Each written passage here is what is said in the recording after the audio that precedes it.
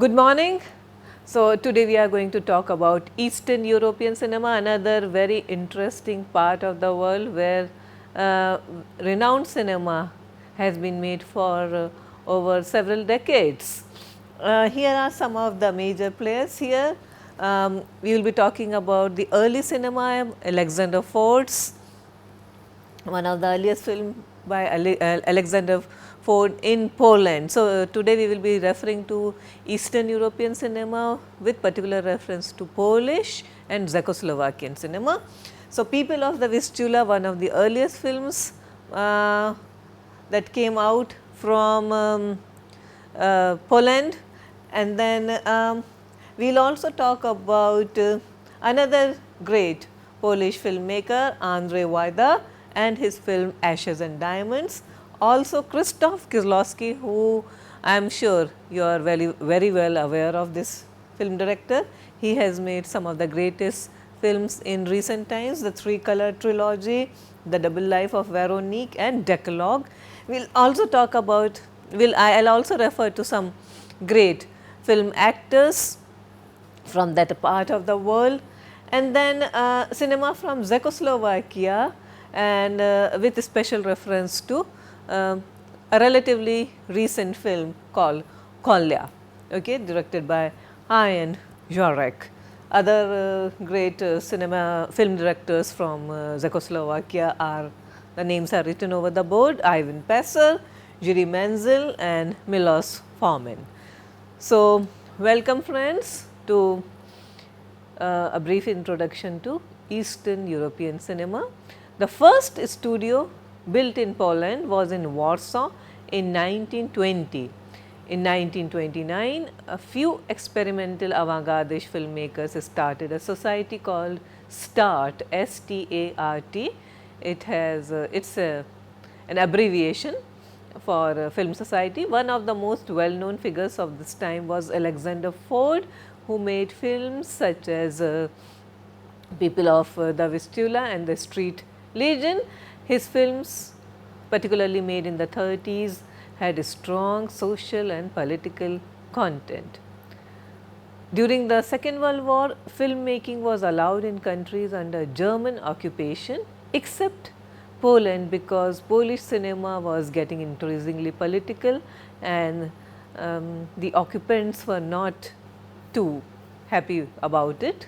So, there were several restrictions on Polish cinema. The ravages of the war forced the film industry to start from the scratch, and most films of the post-war period dealt with the Nazi regime, its operation, the Holocaust that the country had suffered, and the heroes of the resistance period. Now, Alexander Fort's Border Street is a 1948 film which is a recreation of the doomed Warsaw Ghetto uprising, in which a small but courageous and heroic band of Jews herded into a ghetto by German occupation forces chose to resist the Nazis rather than to face deportation to Auschwitz. The film was banned in Poland as it depicted Jews rather than communists as the heroes of anti-German struggle. Ford's color film, and it is one of the earliest Polish film in color, Five Boys from Baska Street, focused on juvenile delinquency. The great Andrzej Wajda assisted him on this film. Soon Andrzej Wajda was to become one of the greatest ever Polish film directors. Wajda's great trilogy includes A Generation, Canal and Ashes and Diamonds, a 1958 film which is based on a novel by Jerry Andrzejewski. The film is set in the beginning of May 1945 and the Second World War is nearly over. We know the dates of the Second World War, so 1939 to 45 and closing of the Second World War. Now, Eastern Europe, I am giving you the political backdrop of the film. Eastern Europe has been liberated by the Red Army and Poland is in the process of setting up a new civil society. Now, the action of Ashes and Diamond involves a unit of the Home Army, the largest of all Polish underground movements. This unit fomented or instigated the Warsaw Uprising of 1944 and was fiercely anti-Soviet. The unit had been ordered to assassinate a top communist official. The task is given to a young student who has recently passed out of the university, Margier. To shoot the communist official. So, the entire story focuses on his attempts to kill the official and in turn how he is shot dead by a militia patrol. So, while the novel takes place over a period of 4 days, the film's action takes place within 48 hours. Marcier and a colleague, they rent rooms in a hotel and reflect about the days of the Warsaw Uprising and reminisce how their lives have been full of poverty, war, struggle and meaningless, senseless suffering. In the same hotel, Marcel meets and falls in love with a waitress. All this time during the night, a wild party goes on in the hotel where celebrations are going on and they are awaiting peace and the mayor's, this so called the communist official's appointment as a minister.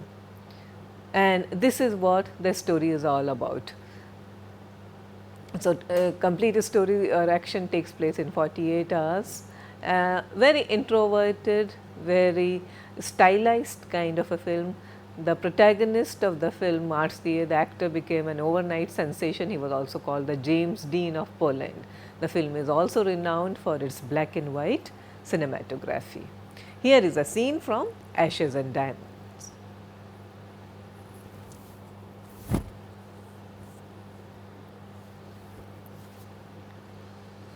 Polish cinema flourished during the 50s and 60s with directors such as Andrzej Munch, Wojciech Hess and Roman Polanski. Roman Polanski, of course, all of us are familiar with Roman Polanski. We have already referred to and watched his film Two Men and a Wardrobe, which was the movie which he made in Poland while he was still in Poland, and his Hollywood successes include Rosemary's Baby, Chinatown and more recently The Pianist. After 1968, political repression and censorship, film industry had limited freedom and the cinema suffered during this period. The breakup of communism was matched by the disintegration of the cultural industry. Film was one of the victims or cultural victims in Eastern Europe countries such as Czech Republic, Poland and Russia. Once reconstructed started, Polish cinema also saw or witnessed a rapid growth, and one of the foremost names here is Krzysztof Kieslowski. He represents the cinema of moral unrest in Polish cinema. Political commitment forms or exists at the core of his films, and as a result 2 of his films were banned by the Polish government.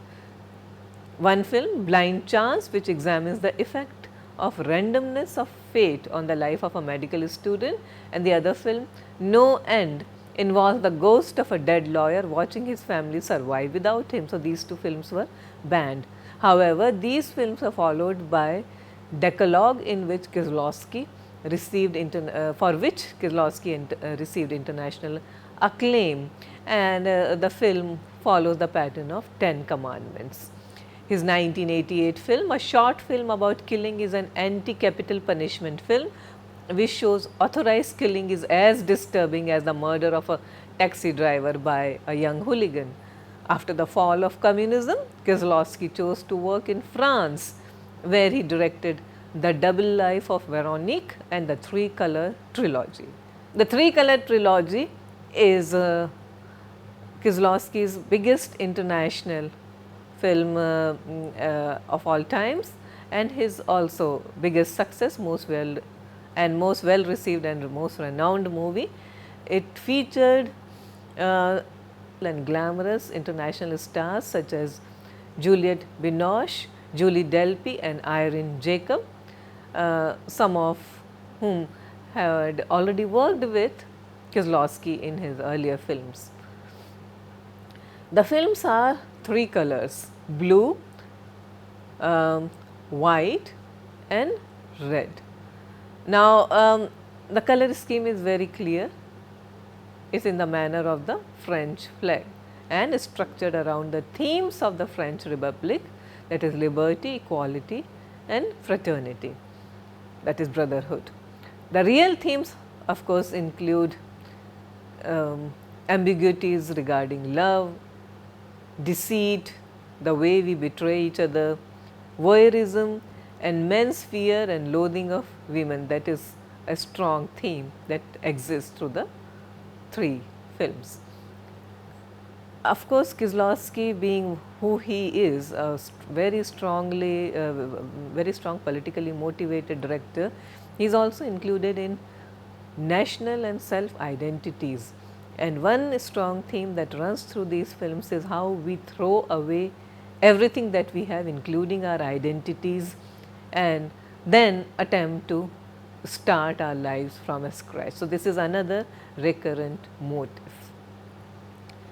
The Three Color Trilogy is about entirely different people in different cities, though there are little overlapping and very discomforting touches in which we encounter the leading character of one film in cameo in another. At one level, we find the director's obsession with the themes of fate and chance. Now, actors doing cameos, characters doing cameos in such kinds of films, films that apart, or the films that complement one another, and then characters hopping from one film to another is nothing new. Even in our films we have been seeing of late, when cinema is getting, some film directors are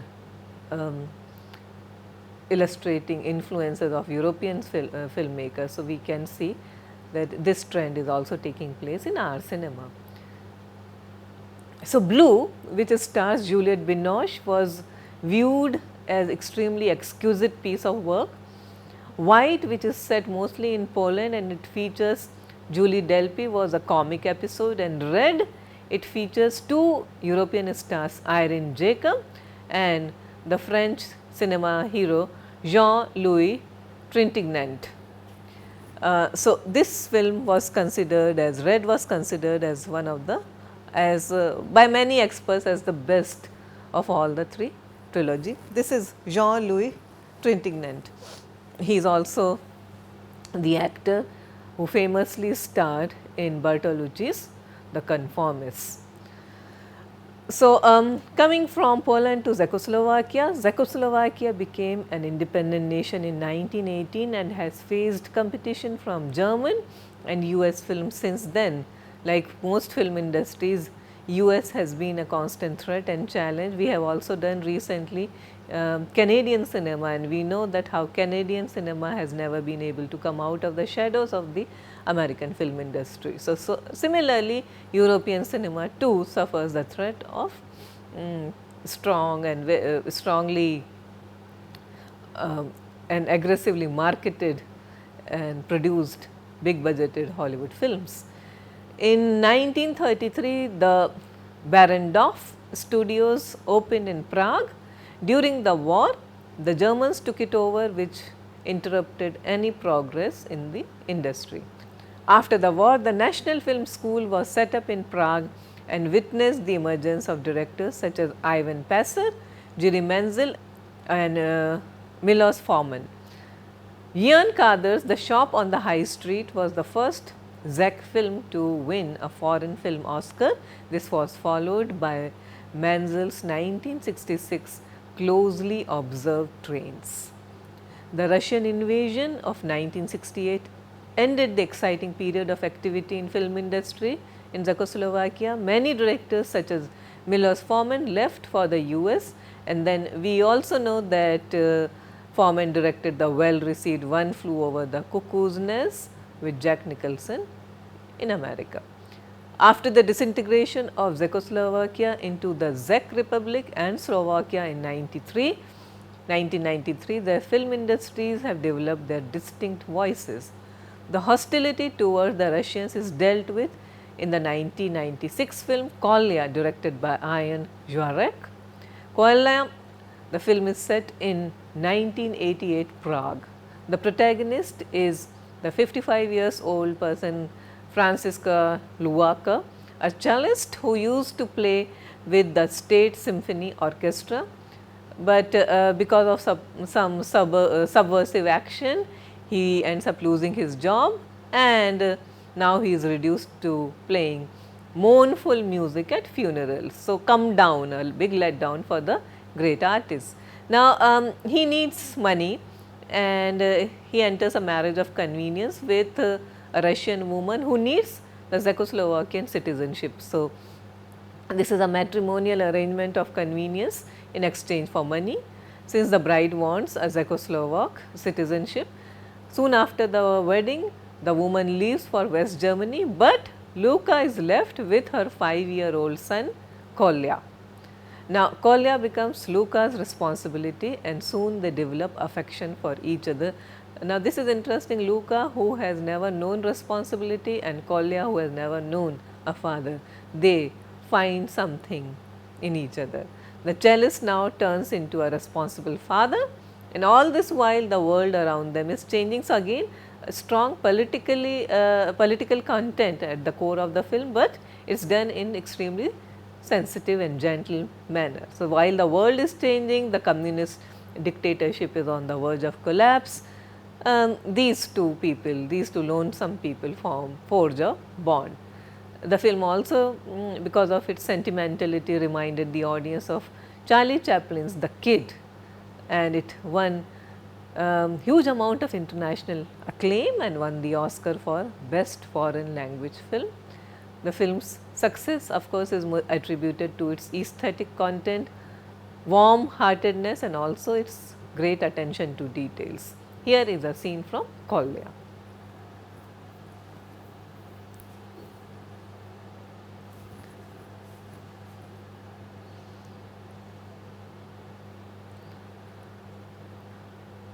So, thank you very much. We will meet and we will continue with our exploration of international cinema.